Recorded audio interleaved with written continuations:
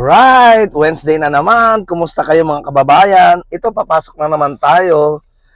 Today, kaibigan, ito I will share to you about goals. Alam nyo ba, kaibigan, kapag ang tao ay walang goal o walang pangarap, siya ay ginagamit ng mga taong may pangarap o karamihan sa mga taong walang pangarap.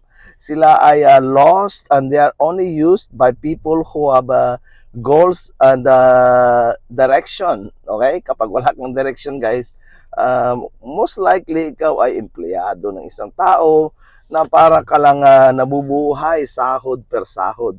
So guys, itong gusto kong i-share sa inyo. If you want to get out from that trap, that is a trap, yes? Because walang taong gusto talagang mabuhay ng ganyan. However, they're kind of lost. No? Nawawala, naliligaw. Hindi nila alam ano ang kanila talagang gusto. In fact, hindi rin nila masyado malinaw sa isip kung ano talaga ang kanilang purpose sa buhay. Okay? So guys, ito ang gusto kong i-share sa inyo. Everyday guys, mayroon tayong tinatawag na pangarap. Ayaw mo lang pakinggan sa loob-loob ng isip mo kasi minsan nakapagod, minsan tamad ka na, minsan sabihin natin wala kang pera, wala kang gana. So dami mong rason, ano? So ibig sabihin kaibigan, yung goal kaibigan, andyan lang, init yan sa atin bilang tao.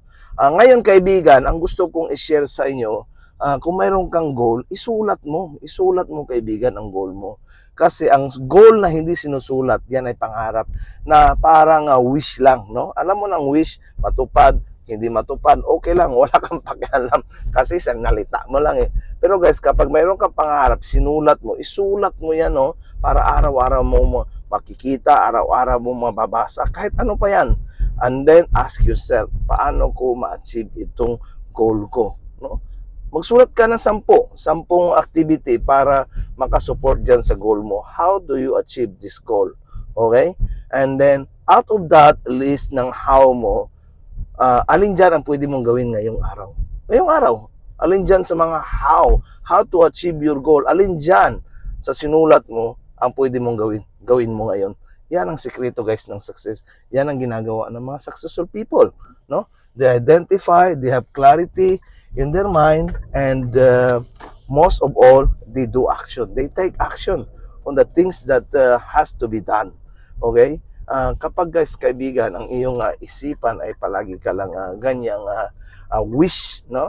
Sana mayaman din ako, sana masaya din pamilya ko, sana ganito, sana ganyan, and then eventually, hindi mo man ginagawa. Wish lang yan, kaibigan. Alam mo yung wish, di ba? Pwede mangyari, pwede hindi mangyari. Kasi nag-wish ka lang eh. Okay? Ingat ka palagi. Bye-bye.